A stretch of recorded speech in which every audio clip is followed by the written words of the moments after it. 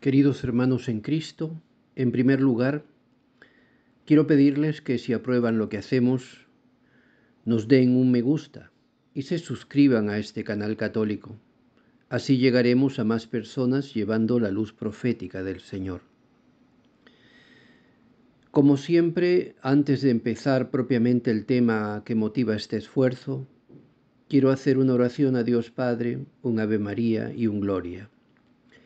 Lo haré en latín, el idioma eterno de la Iglesia, temido por los demonios y por toda la simiente de Satanás. In nomine Patris et Filii et Spiritus Sancti. Amen. Pater noster, qui es in celis, sanctificetur nomen tuum, adveniat regnum tuum, fiat voluntas tua, sicut in cielo et in terra. Panem nostrum quotidianum da nobis hodie, et dimitte nobis debita nostra, sicut et nos dimittimus debitoribus nostris, et ne nos inducas in tentationem, sed libera nos a malo. Amen. Ave Maria, gratia plena, Dominus tecum, benedicta tu in mulieribus, et benedictus fructus ventris tui, Iesus. Santa Maria, Mater Dei, ora pro nobis peccatoribus, nunc et in hora mortis nostre. Amen.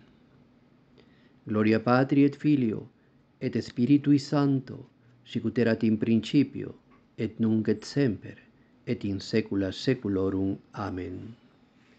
Bien, queridos hermanos, he puesto de título la dubia último combate de la Iglesia antes de su juicio y condena. Por una razón obvia, porque es un combate que se da a puertas del sínodo de obispos.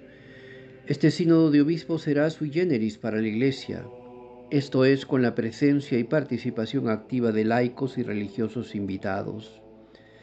Tomemos debida nota de ello. Para quienes valoramos y damos importancia trascendental al sentido profético de las Escrituras y consideramos imprescindible para nuestro completo entender al propio catecismo de la Iglesia en todos sus numerales, para el caso específico el 675, el 676 y el 677, lo que a todas luces se dará con este llamado sínodo de obispos es un juicio a la Iglesia, muy parecido al que hizo Caifás y los sumos sacerdotes contra Jesús hace 20 siglos, incluso con testigos falsos. La intención es la misma, darle muerte. Siendo este sínodo de obispos en realidad mixto porque en él no solo participan obispos, sino también muchos laicos y religiosos, a quienes se les dará voz y voto igual que a los obispos, precisamente por haber sido concebido así, desde ya va a ser ilegítimo. Con cierto sentido profético lo advirtió en su obra Democracia en la Iglesia, nada menos quien más tarde sería un querido papa, entonces aún sacerdote teólogo Joseph Ratzinger. Él advirtió en esta obra, seguramente conociendo que el enemigo ya estaba dentro de la Iglesia, que si se daba en ella un sínodo mixto con la intención de democratizarla, este sería contrario a la tradición de la Iglesia, al orden estructural divino y sacramental de ella, y por tanto ilícito, y al cual, si se diera, no se le debería obediencia. Hoy no vamos a entrar en los detalles de la dubia de los 5 cardenales que caminan con Cristo: Juan Sandoval Iñiguez de México, Robert Saraj de Guinea, Joseph Zheng Zequin de China, Raymond Leo Burke de Estados Unidos y Walter Brandmüller de Alemania. Ya tratado en muchos medios católicos. Menos nos ocuparemos de las respuestas a la dubia que aparentemente fue obra del neocardenal Víctor Manuel Tucho Fernández, pero firmadas por Francisco. Nos centraremos en la parte profética. Este acto nos hace recordar a cuando Pedro echó a mano su espada en Getsemaní y quiso impedir a espada lo que debía suceder.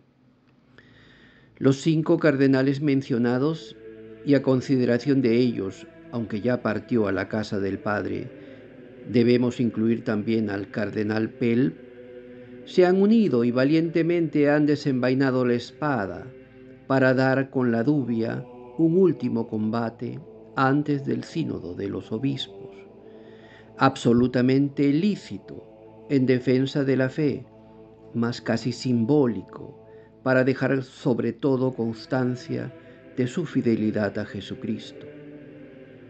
Quiero creer que ellos saben que no hay forma de evitar la condena a muerte de la Iglesia, y que también hoy nuestro Señor Jesucristo, como se lo dijo a Pedro entonces, podría rogar a Dios Padre su auxilio, y de inmediato Él pondría a disposición 12 legiones de ángeles para salvar a la Iglesia de la cruz.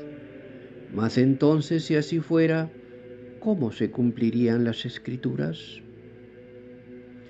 El sínodo de los obispos es un fraude montado por la falsa iglesia, la impostura religiosa del 675 del Catecismo, para condenar a la iglesia de Jesús a muerte, y en reemplazo de ella sea la impostura religiosa, la iglesia del mundo, la que ofrece soluciones fáciles a precio de la apostasía, la iglesia sinodal que están creando. Vivimos a juzgar por todos los acontecimientos las últimas estaciones del Vía Crucis de la Iglesia. Esto debería doler a toda la Iglesia, pero el cuerpo místico de Cristo, que vive ya un cisma, parece haberse reducido solo a los pocos fieles y pastores que viven este dolor. Vía Crucis, muerte y resurrección advertidos por el mismo Catecismo en el 677, que dice textualmente: la Iglesia solo entrará en la gloria del reino a través de esta última Pascua, en la que seguirá a su Señor en su muerte y su resurrección. Esto es lo que muchos no quieren entender que hemos llegado a esta última Pascua. ¿Y cómo lo entendemos? Pues viviendo en gracia y oración, escudriñando los acontecimientos y cotejándolos con los signos que nos dan las Sagradas Escrituras para reconocer la verdad y en qué tiempo profético vivimos. Apocalipsis 13:7 nos dice claramente que se da poder para luchar contra los santos y vencerlos. ¿Y acaso no podemos ver lo que ha pasado en la Iglesia en las últimas décadas? ¿Acaso no podemos entender que los santos ya fueron vencidos? Y sin embargo, aún comprendiendo esto, debemos dar el buen combate de la fe con entusiasmo para testimoniar nuestra fidelidad a Cristo. Por eso el Señor nos dice en Lucas 21:28, cuando vean que suceden estas cosas, cobrad ánimo, levantad la cabeza, porque se acerca vuestra liberación. Espero sinceramente que ese sea el sentido de la dubia y que los 5 cardenales fieles a Cristo no esperen que con este combate algo pueden cambiar, salvo mostrar que la Iglesia, hasta el último paso de su peregrinación a la Jerusalén celestial, aún reducida a una pequeña porción de fieles, siempre será luz para todas las almas y será aliento para los fieles para resistir el embate del mar, combatir a la apostasía y mostrar que Dios siempre se reserva un número de pastores fieles. La masonería, los comunistas y los modernistas de todo pelaje secretamente se infiltraron en nuestra fortaleza, promovieron una especie de caballo de Troya. Así usaron el Concilio Vaticano II. Subieron año a año, década a década, hasta lo más alto de nuestro castillo. Mataron a los nobles, los reemplazaron por los suyos, alcanzaron el vértice, atentaron y despojaron al rey de su trono, que terminó confinado en oración, comprendiendo que estaba cerca para la Iglesia la hora de beber el amargo cáliz. Tomaron su trono, la sede de San Pedro, el asiento de la verdad, colocado allí para hacer luz del mundo. Lo dice la propia oración larga del Papa León XIII a San Miguel Arcángel. Y desde ese lugar, que era asiento de la verdad, hoy gobiernan y convierten el lugar santo en templo de abominaciones y herejías, en adulterio con el mundo. Esa ya no es la iglesia, esa es la célebre ramera de Apocalipsis 17:1, que será enjuiciada por Dios.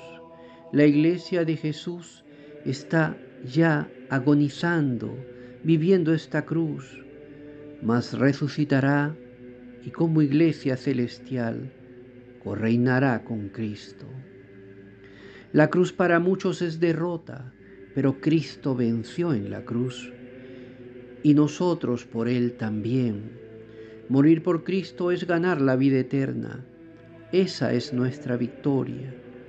Solo muriendo en la cruz resucitamos para la vida eterna. Ese es el sentido del decreto del Señor. Las puertas del Hades no prevalecerán sobre ella. Y no como algunos creen, que la iglesia peregrina es eterna e indestructible. No, hermanos, la iglesia peregrina termina viviendo la cruz más grande al término de su peregrinación, al final de los tiempos, y hemos llegado a ese final.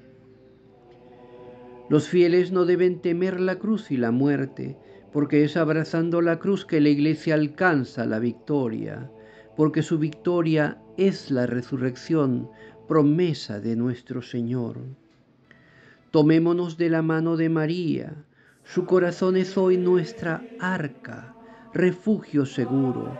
Con ella en gracia, al pie de la cruz, en oración reparadora e intercesora, con los pocos hermanos laicos y sacerdotes que abrazan la cruz a la espera de la llegada de nuestro Señor, como las vírgenes prudentes en la noche oscura de la fe. Me alegra la dubia de los 5 cardenales, porque yo lo entiendo así: querer dar testimonio que ellos hasta el final están con Cristo y no se hacen cómplices de este perverso sínodo de los obispos. Bien, hermanos, con esto termino esta reflexión sobre un tema urgente, por cierto, y como siempre les pido que oren por este siervo inútil. Dios les bendiga. ¡Viva Cristo Rey!